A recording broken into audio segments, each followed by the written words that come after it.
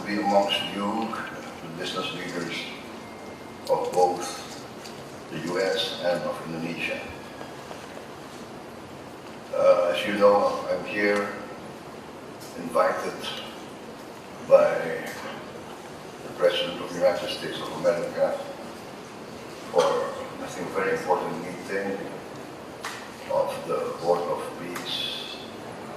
In fact, the first official meeting of the Board of Peace that has been formed to attend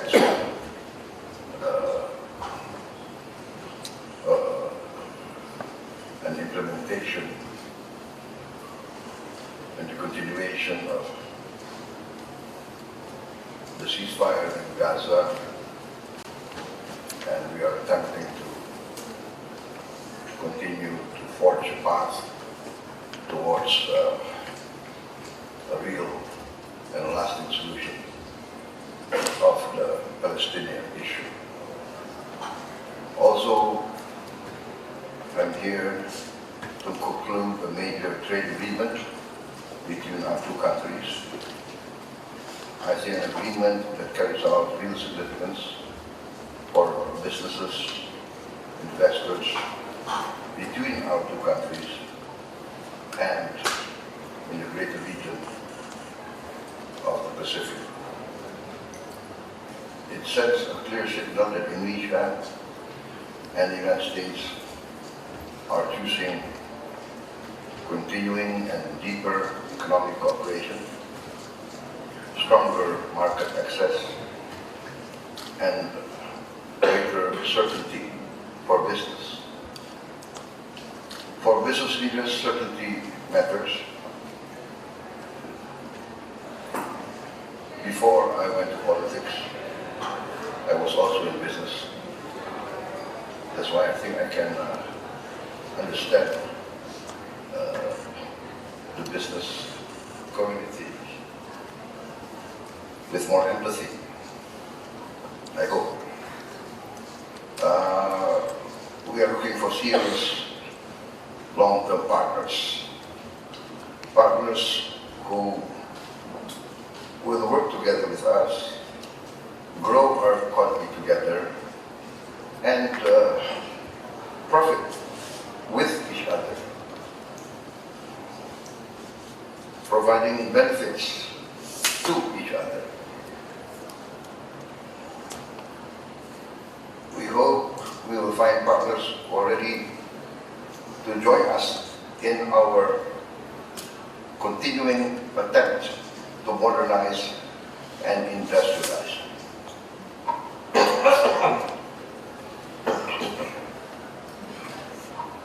Sorry. As President of my country, the Republic of Indonesia, my responsibility, I think, is very clear. I must ensure the sovereignty of my country. I must ensure good governance. I must ensure stability and peace. And I must bring real and tangible benefits to my people in the shortest possible time. As is said many times by many wise leaders in history, the hungry stomach cannot wait. A lot of my people are still experiencing difficult situation. Many are still living under the poverty line. Many face hunger. And these are difficulties that we must face and we must overcome.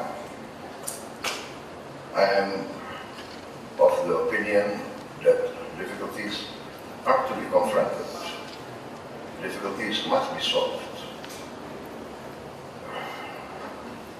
weaknesses must be acknowledged.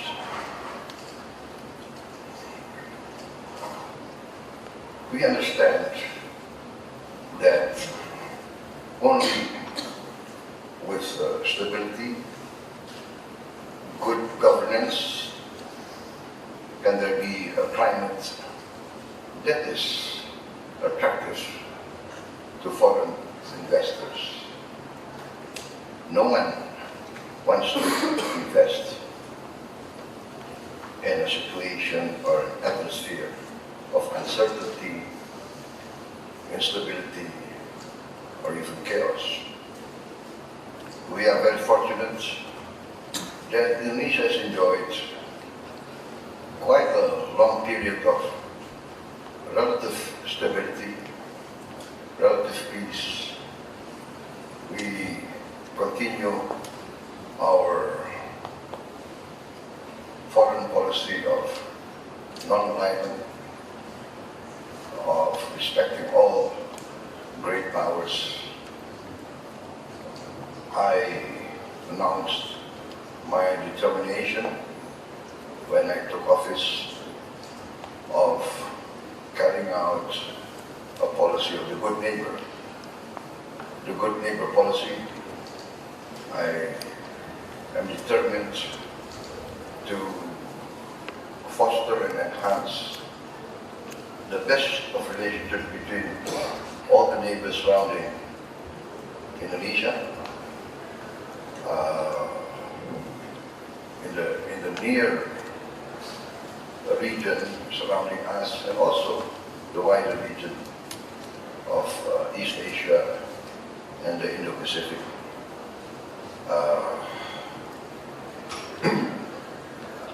I hold to the policy of 1,000 friends too few and one enemy too many, not only in foreign policy, but also in my domestic politics. I learned that cooperation, collaboration, compromise will in the end prove more beneficial and profitable to all sides. Competition is necessary, but after competition must come cooperation. This is my conviction, and I think history teaches us that countries at the level of development like Indonesia must forge compromise, cooperation and collaboration amongst the elite of our country. We have to have competition, but we must also have collaboration and cooperation for the sake of the greater good. In such a situation, I'm convinced that a climate of stability, a climate of confidence will encourage investment. Most important, I'm convinced of the importance of the rule of law, of good governance. We have maintained fiscal discipline, our inflation under control, I think one of the lowest. Foreign direct investment is also proved to be very sound. We reached $53 billion last year, and I think this reflects real confidence in our economy. With its size, its growth potential, our political political stability and the direction of our policies.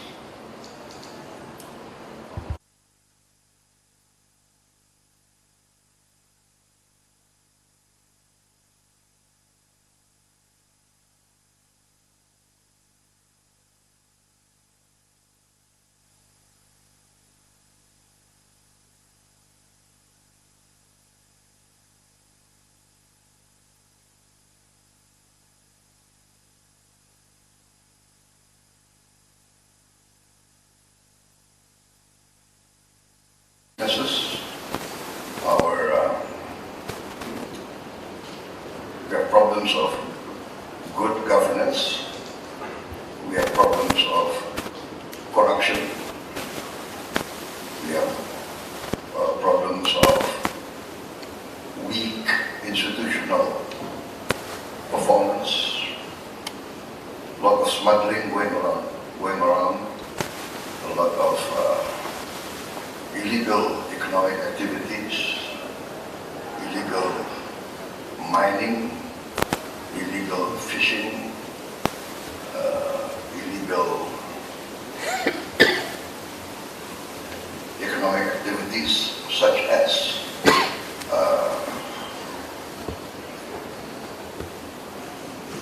corporations maintaining plantations in protected forests. Has been a long time problem, but I choose to face this problem head on. I do not want to surrender the sovereignty of the Indonesian government to these illegal cartels that perpetuate the loss of income, the loss of revenue that is due to the government and the people of Indonesia. Weak governance and mismanagement of our economy to be tremendous. In my first few months taking over the administration, I have saved from the budget of my country around $18 billion cash from our budget. The savings come from inefficiency, projects that are not productive. Maybe it could be similar to what was attempted, or what has been attempted here in the United States also with, is that DOGE, Department of Government Efficiency. But I must say that I started first, a few months before, and I feel I was successful. I feel empowered. I think I'm one of the few presidents of Indonesia that in the first 3 months of the administration, I saved $18 billion in cash. Each government institution spent quite a considerable amount of money on ceremonies. You know, is it our culture? If it's our culture, we must acknowledge that it's a weakness on our part. I mean, we spend a lot of money on anniversaries. So each ministry has an anniversary. Each provincial government has an anniversary. Each kabupaten or district has an anniversary. Just a takeaway from some restaurant, you know. Just to have some rational, you know, let's think about what we can do for the people. And what is this ceremony, you know? I mean, this was my approach, but I'm determined to, and I did save a lot of money. We have, apart from ceremonies, we have foreign travel was in the billions of dollars. You know. So I'm trying to cut down foreign travel from government institutions. Everybody wants a study tour to study something outside Indonesia. But I'm saying the problem with Indonesia is very clear, right? There was a study tour studying poverty alleviation in Australia. Australia, I think, is one of the 10 richest countries in the world, right? And what was said was, when they sent the study team there, I learned from my Australian friends, it was around Easter. I mean, Australians being majority Christian, I mean, at Easter they are on holidays. There was no one, things like this happened. And I'm determined just to, be rational. I got a report that there was a study tour of Indonesian officials going to Japan around the 20th of October. I mean, it was Christmas time. I mean, the things like this, I try to have rationality. It was not easy in the beginning. In fact, I had demonstrations against me, but I think it was the first time in the history, perhaps of the world, that there was a demonstration against government efficiency. I don't know who was paying for these demonstrations, but I mean, it was pretty sad actually. So we are determined to treat our act. We must do it at all costs, because in my opinion, being once a foreign investor also in the country, I mean, nobody wants to enter an economy that is full of uncertainty, that there is no confidence in the legal processes.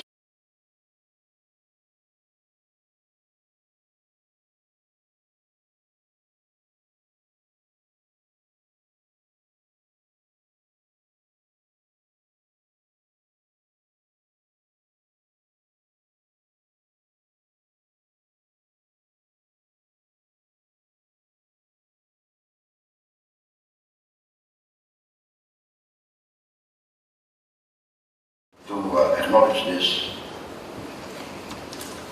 And I said that we must have the courage to acknowledge our weaknesses and tackle them. I'm very fortunate in having a good team helping me.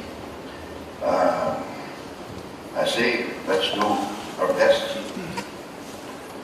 to produce better results for our people, our society.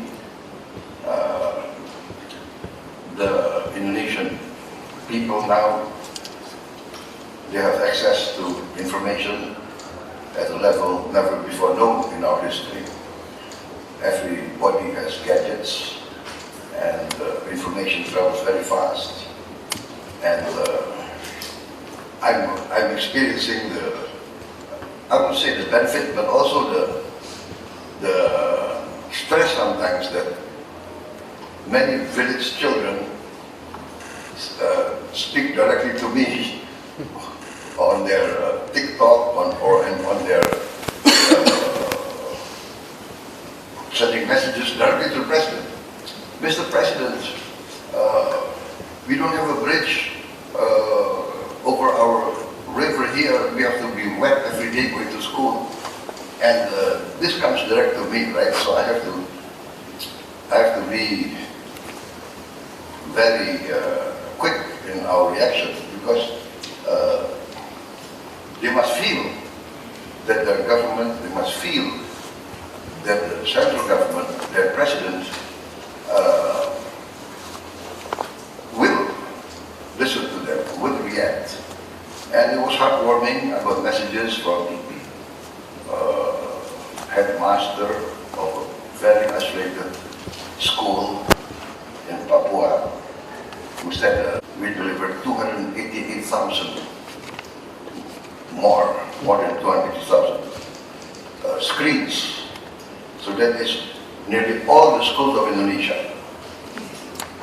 One screen per school, and it will be in one classroom, but this year I intend to add another 3 to every school, so there will be 4 screens to every school, and my target will be by the end of my term as president, all classrooms in all schools of Indonesia will have this interactive screen, in which, in the software, the entire syllabus of our schools are in the software, can be accessed anytime, and we can also have long distance education, long distance teaching, so that every school of Indonesia,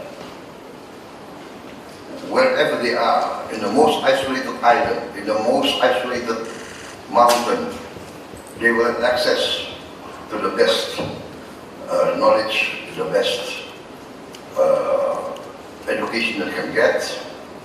Where there are no teachers, we will have a central studio of the best teachers of Indonesia teaching through long distance. Parents and the teachers are all enthusiastic about this, and this is truly heartwarming for me to see the quick results of this program.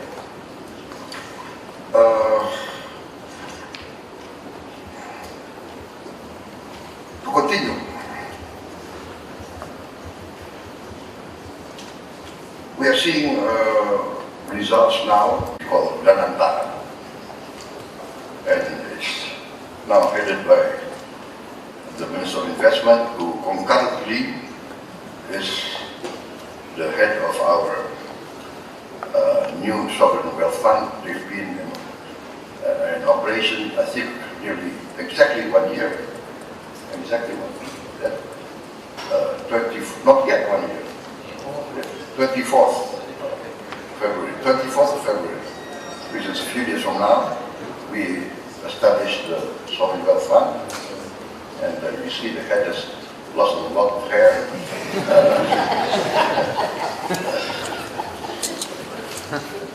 Actually, do you know the secret about this? We call it pindah.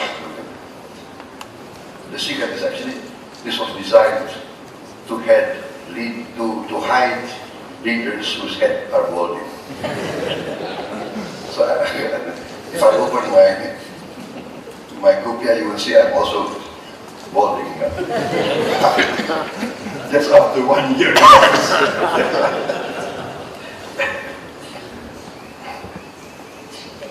So yes, we are open.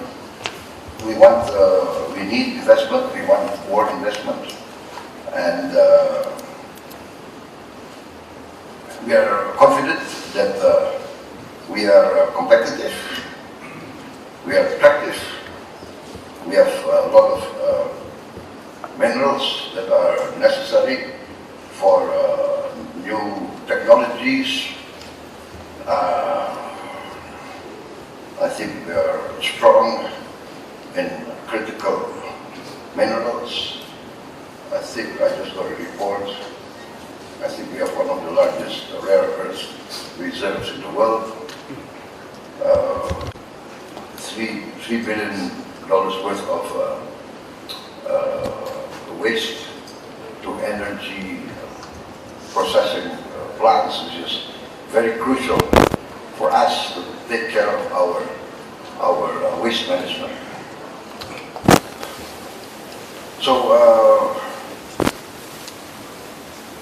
we are moving very fast in all of these sectors, and I think for American companies, Indonesia will not just be an attractive market, but also we hope that it will be used as a production base, and that Indonesia can be viewed as a good strategic partner for population, our scale is very significant, our demographics are strong, and we renew our commitment to openness.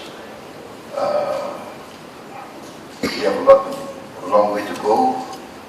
Infrastructure must be improved, logistics must be improved to cut down costs. We need more efficient ports, harbors, airports, highways. We want to go the digital path that can improve efficiency. We are working very hard to reduce costs, strengthen connectivity, and ensure supply chains operating through Indonesia that will be reliable. Energy transition is also part of our long-term strategy. We are committed to renewables, electric vehicles, green industries, but our approach is very pragmatic. We will go at a speed that is adjusted to our capacity. We pursue projects that must be economically sound, that must be bankable and capable of delivering long-term returns. Ladies and gentlemen, I have carried out large projects that are designed to address the reality of a lot of our children facing hunger, malnutrition. I have carried out a free meal program, which basically I copied or I learned from the experience of the American experience and the European experience. I understand in most American schools, in most European schools, there has been free meal program for many, many years. And I understand that this is actually a real part of the democratization process. Real democracy can be felt or can benefit all society most directly through education and through health services. This is why I learned what I learned, and I'm convinced that this is correct. As you know, my election as President of the Republic of Indonesia has been a long journey. I took part in 5 attempts, 2004, 2009, 2014, 2019, and the 5th was 2024. So 4 defeats, but final success. What I learned from these 4 defeats, I learned during my campaign. My campaigns, I traveled the country, I visited the villages, and frankly I was shocked when I saw a lot of children in the villages were very small. I asked their age, and children who I thought were 4, 5, 6 years old, they told me their age was 10, 11, 12.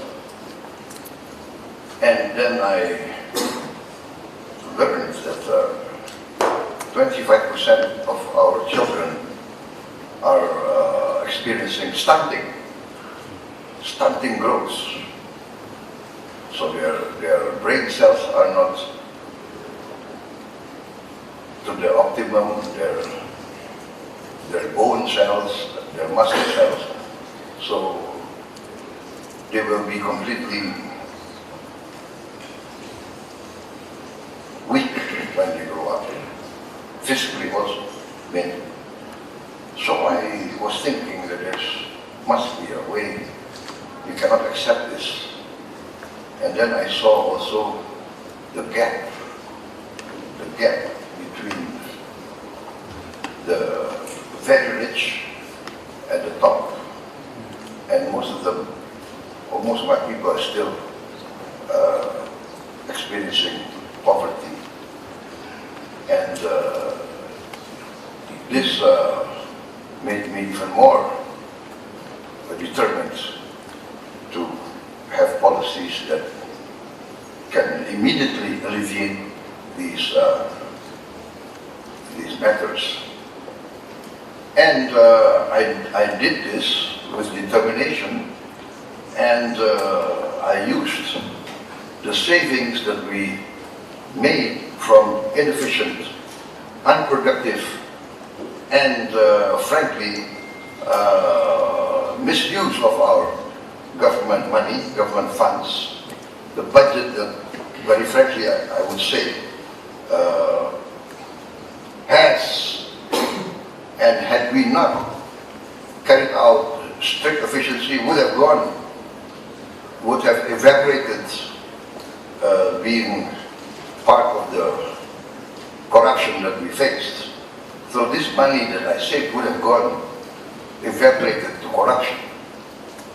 And this is the money that I used to reallocate to these programs.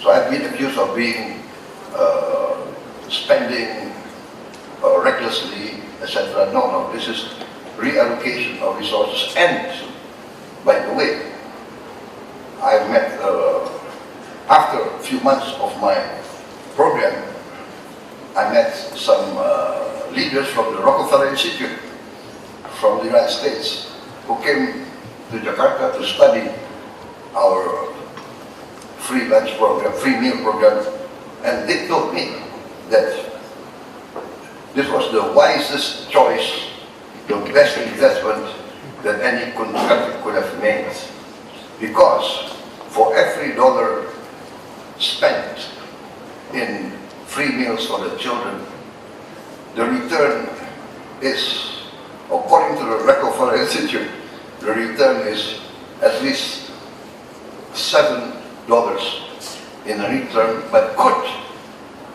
in the long term, provide a return up to 35 times. That's they say that they have done research for many countries through many years, and this is the result. So I think we are now experiencing this. Some of the members of Apindo came to me a few, I think last week, and they said this. January was the highest domestic consumption for many, many years. I think for the last 10 or 15 years, domestic consumption in January was the highest. And they tell me their experience is because of the free meal program. Free meal program, we have now already 23,000 kitchens, each kitchen employing 50 people in the village. Mothers who never had any income now have income.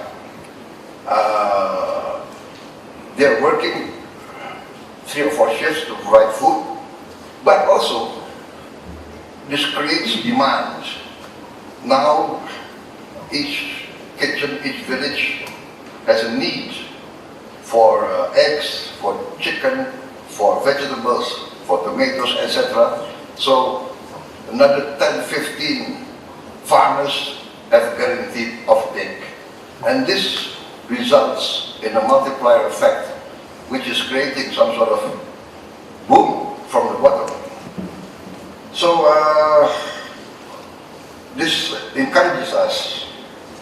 And I think this also guarantees or enhances social and political stability. We understand that employment is critical and very important.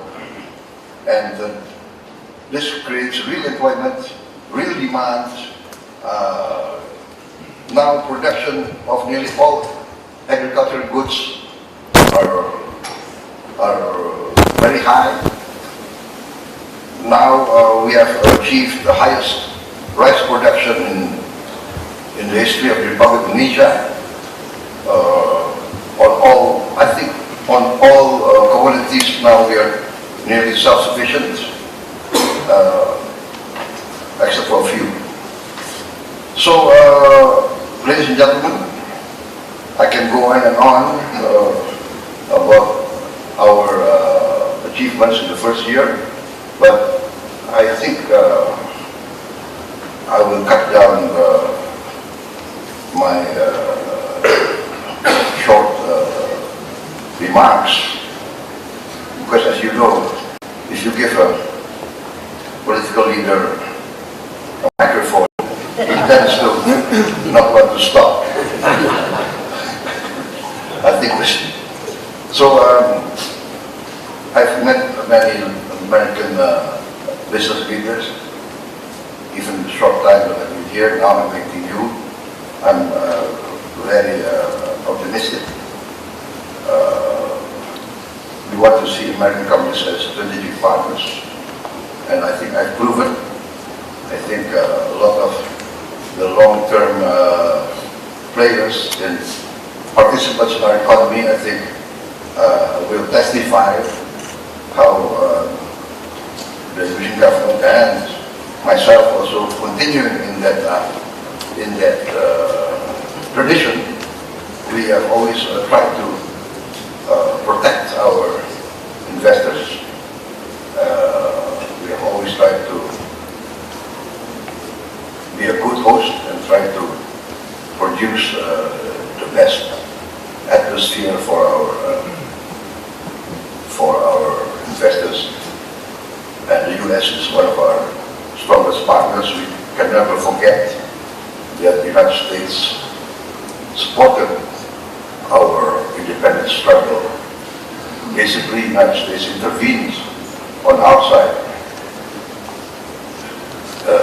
during our War of Independence, and that can never be forgotten in our history. Many times the United States intervened, helping Indonesia in the critical times. So that I also tell the younger generation of Indonesians, do not forget the role that the United States played in in the birth of our nation, politically and also economically. In the beginning and in critical times, the United States supported us. In the 60s, when we had agriculture collapse because of the turmoil that was happening not only in Indonesia but all over Southeast Asia. In the 60s, the United States came to us providing relief. I still remember, I think it was called PL 480. It was very important for us, significant.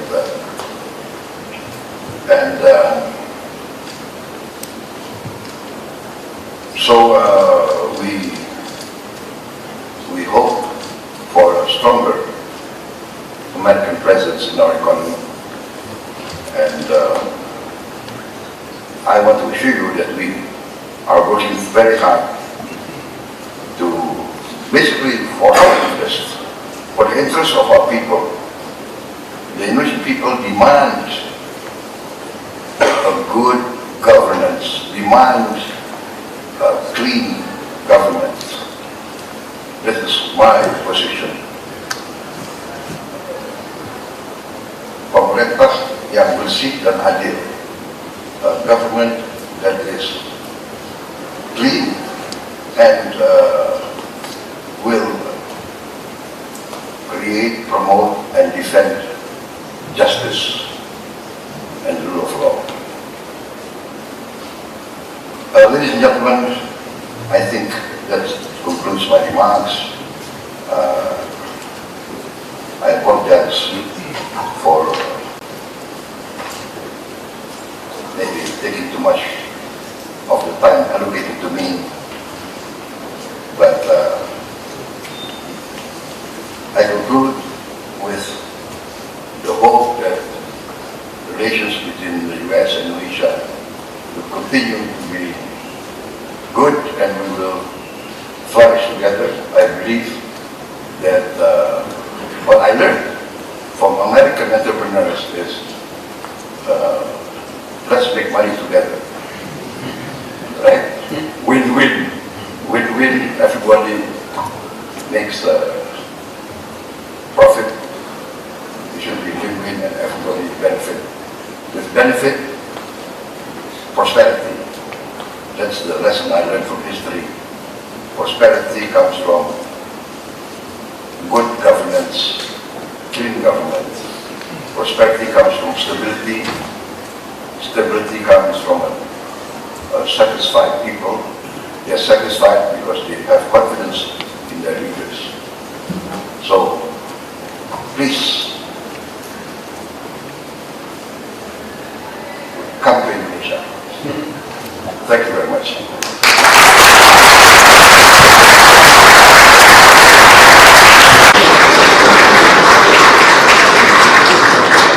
On behalf of the U.S. business community, President Prabowo Bicara, thank you very much for coming. Helping us. And ladies and gentlemen, good evening. First of all, thank you very much for those kind words. I don't think I deserve those kind words, but thank you very much. I'm deeply honored tonight to be here, invited by the US-ASEAN Chamber of Commerce, the US Chamber of Commerce and the USINDO, the United States-Indonesia Society, of which, by the way, my father was the Indonesian co-president, I think, in the first years of USINDO. And so I'm pleased to be here in Washington, D.C. I've been invited by the President of the United States to be in the first, I think, official meeting of the Board of Peace, which was established to try to follow through on the ceasefire agreements in Gaza and to work towards a pathway in which we can find a lasting solution to the problems, the conflicts in Gaza and in Palestine. So this will be a very important meeting that I attend, and also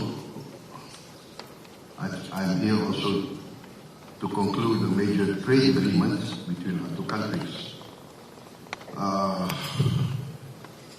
We have been negotiating very intensely for the past several months, and I think we have achieved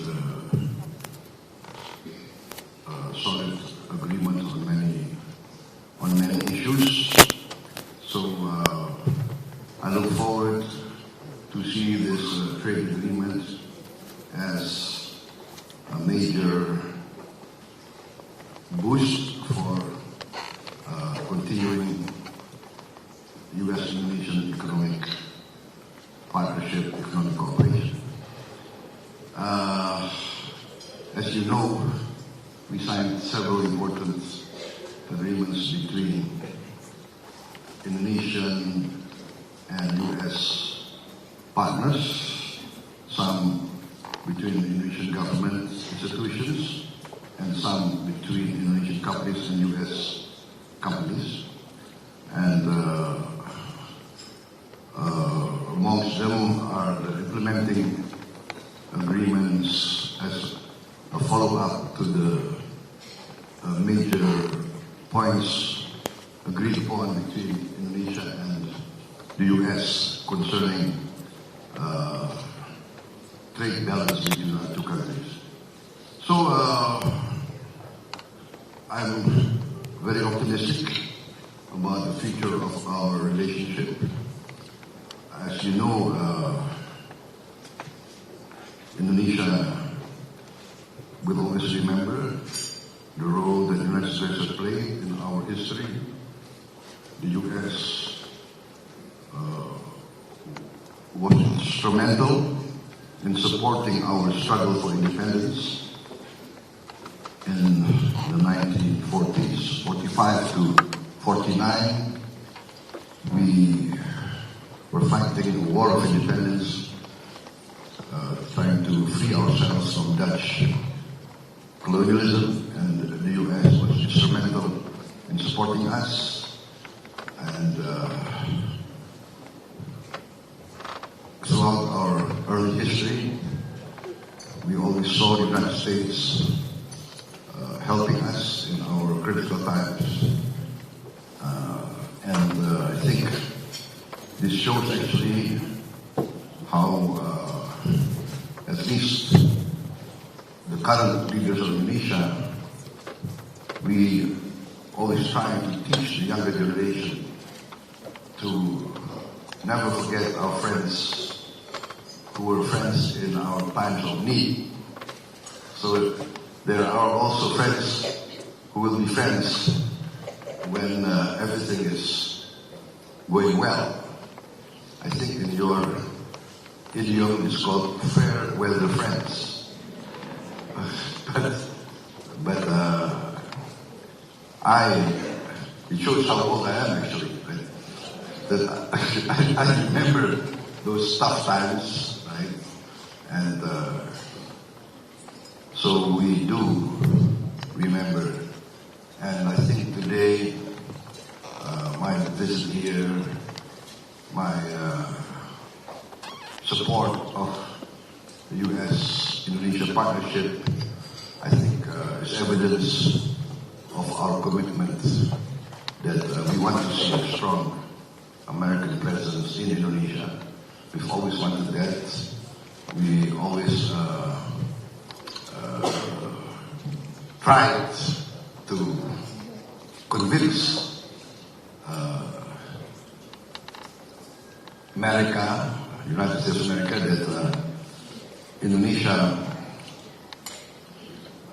is a true friend, even though maybe politically we have a tradition of non-alignment.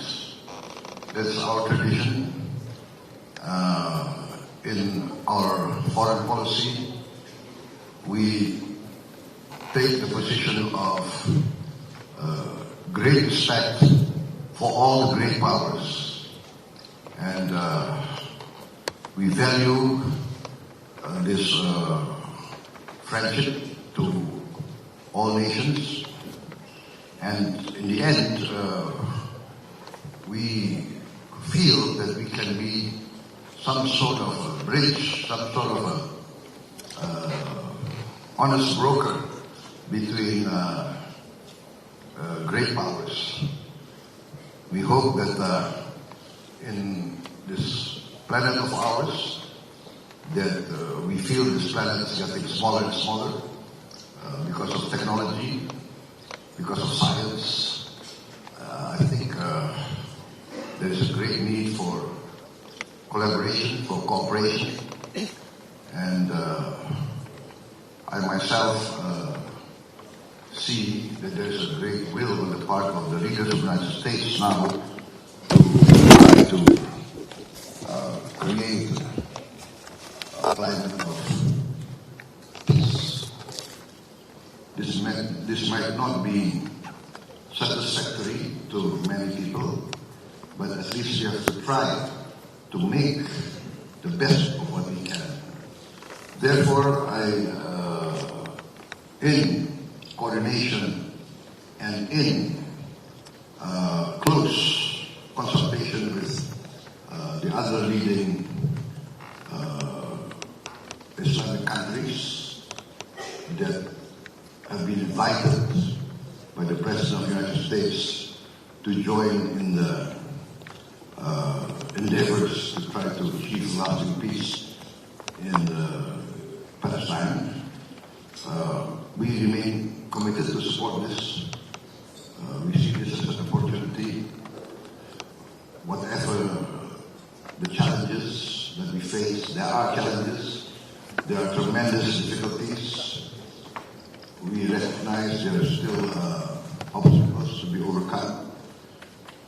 But at least, my position is at least we have to try and we have to do our best. So,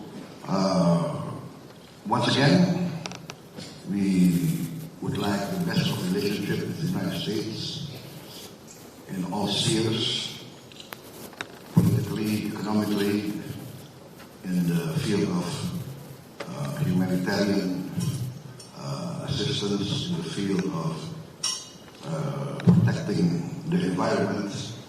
We have a strong potential to enhance this relationship. Indonesia has a lot of potential. We are we now realize, I think the region realizes that Indonesia is no longer the sleeping giant. We are starting to wake up a bit. And I think the region, even the world, now recognize that we have solid economic foundations. We have managed our economy prudently over the years. We have never defaulted, not once in our history. We have never defaulted on our debts. Even succeeding administration, succeeding governments will always respect the debts of previous governments, even though maybe they were very strong opponents of each other. But the tradition in our society is to respect our obligations, and this is the tradition that we have followed up to now.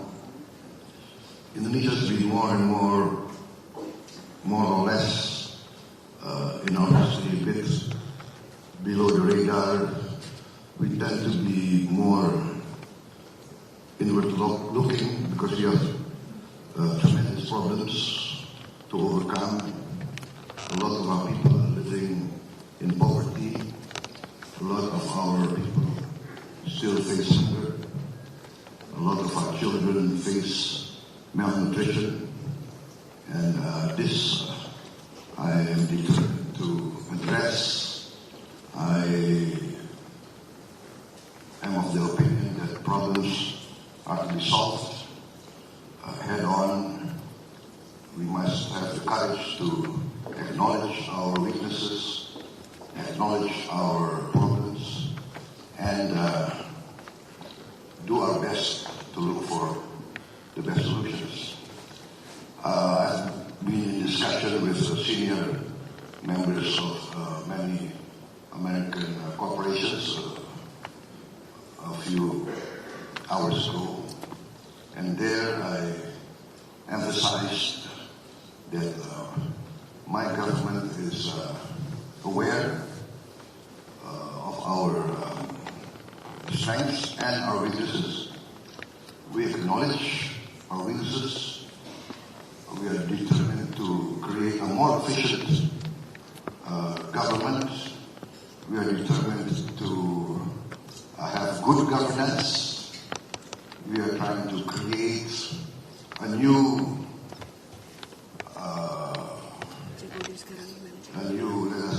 generation of leaders, well-educated, well-trained, but also well-grounded in good administration, good governance, rational, logical, pragmatic management, pragmatic problem-solving regimes. So, this new attitude that we are trying to foster in our young generation, we are speeding up in all fields. Of course, economically, we have to protect our resources, manage our resources well, and prepare the human element. Education, for me, is very important.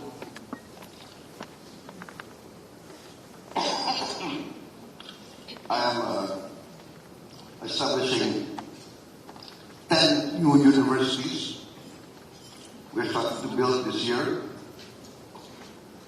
500 new high-quality schools, working together, inviting foreign institutions of education to come to Indonesia. We're opening up the education sector. I've just come back from the United Kingdom and talking to great universities there. Oxford, Cambridge, Imperial College, King's College, University College London, etc., etc. And they are also very interested in coming to Indonesia. I'm also inviting American institutions to work with us in Indonesia. Education, fields of health. We have a shortage of 140,000 medical doctors, and we only graduate around 10,000 doctors a year. That means it will take us 14 years to fill this gap unless new effort is made, and that's why I'm creating these 10 new universities, which will be based on STEM, science, technology, engineering, mathematics, and medicine. So here I think also opportunity for the US. We have, I think, General Electric also building medical equipment in Indonesia, and we hope that they will increase their production. We will support it. There were some bureaucratic snags which we resolved very fast. And I did receive inputs a few hours ago from from some corporations complaining of very slow solutions to their problems. So thank you very much for this opportunity for me to get direct input that this is what I like, to solve problems very fast. And I think in the current age, speed is very important. Speed will help accelerate the rate of growth and the rate of progress. So, ladies and gentlemen, I think those are the points that I would like to make.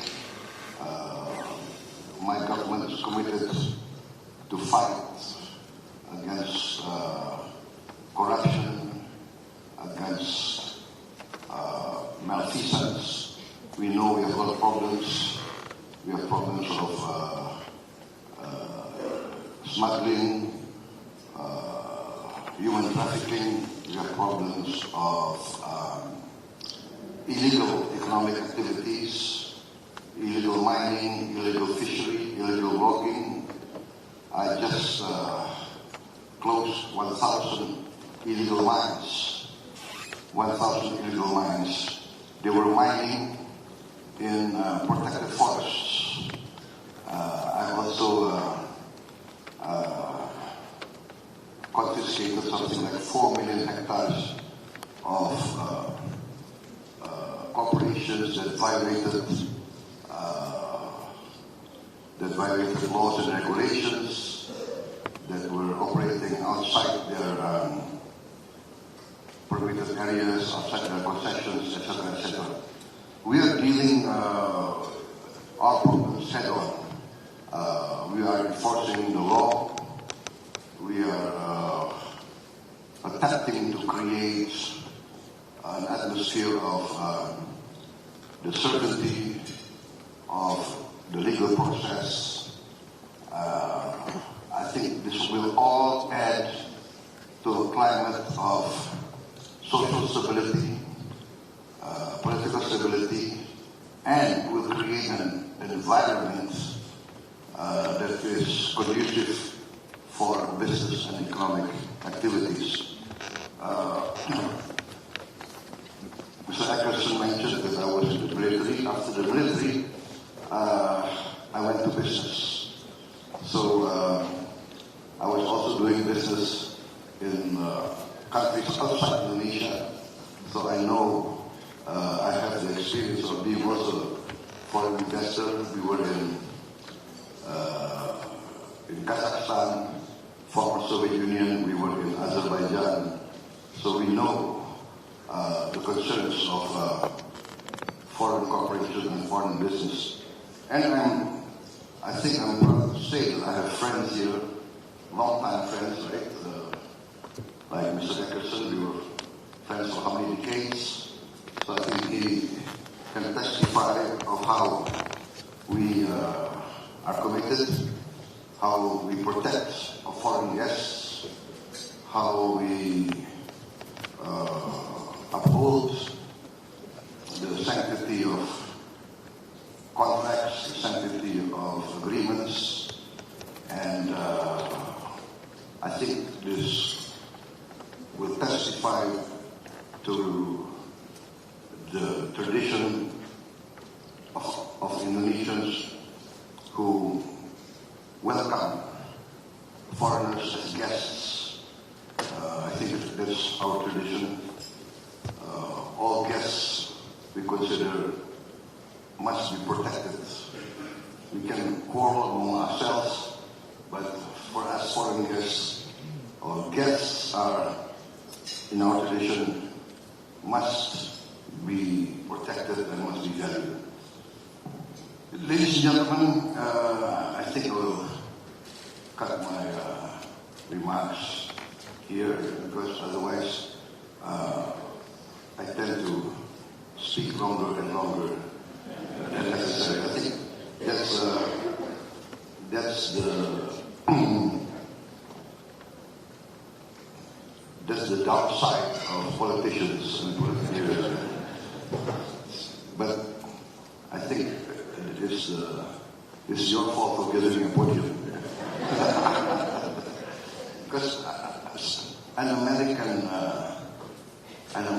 political leader actually taught me, Prabowo, never stop campaigning. So even though you are just elected, and he told us a few weeks after I was elected, never stop campaigning. So I always said this. Who knows, I'll get 3 or 4 more supporters from this meeting. But anyway, you must know that we value the US-Indonesia relationship. We value American involvement, American participation, and for many years actually, whether you like it or not, I mean, people in Southeast Asia always considers the United States as a strong friend and, let us say, a leader of the free world. Thank you very much.